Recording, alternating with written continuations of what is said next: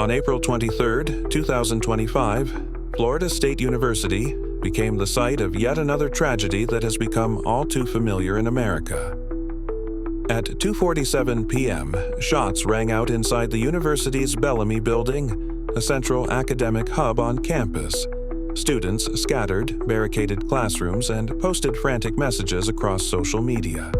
Within minutes, university police and local law enforcement units responded.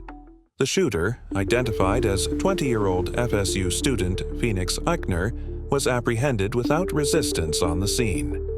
Ikner, a sophomore majoring in political science, had no significant criminal record.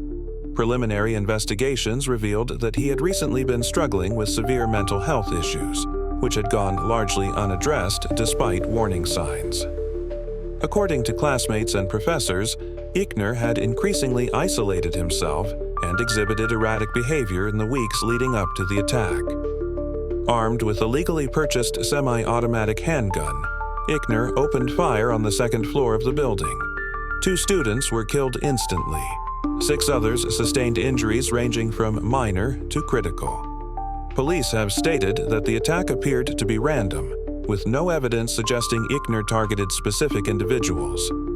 In the days that followed, the campus community mourned the victims.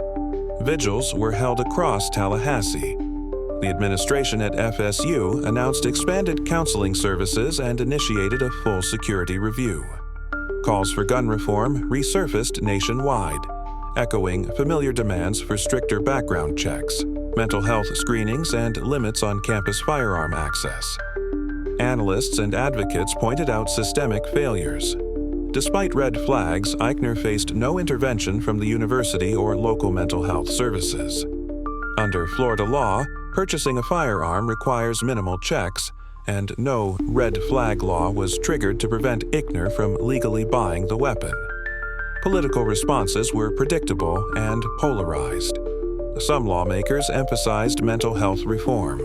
Others renewed calls for Second Amendment protections. Activists from groups like Everytown for Gun Safety and Moms Demand Action highlighted the preventability of such tragedies, arguing that America's patchwork approach to gun laws creates opportunities for violence that other nations have successfully reduced. This shooting at FSU fits a devastating pattern. In 2024 alone, the U.S. recorded over 300 mass shootings. Educational institutions have become particularly vulnerable, despite repeated warnings and recommendations from safety commissions following previous tragedies. Experts stress that the normalization of active shooter drills, bulletproof backpacks, and run, hide, fight protocols have conditioned a generation to expect violence as a routine threat, not a horrifying anomaly. The cycle of tragedy, outrage, debate, and inaction continues. At FSU, students attempt to heal. Classes resumed within a week, but the scars, emotional and psychological, run deep. Survivors describe lingering anxiety, difficulty concentrating, and a persistent fear that it could happen again.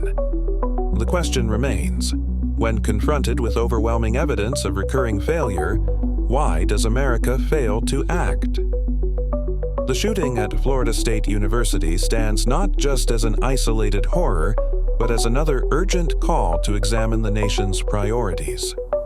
Until comprehensive action is taken, through legislation, mental health infrastructure, and cultural change, the question haunting FSU will echo across campuses nationwide.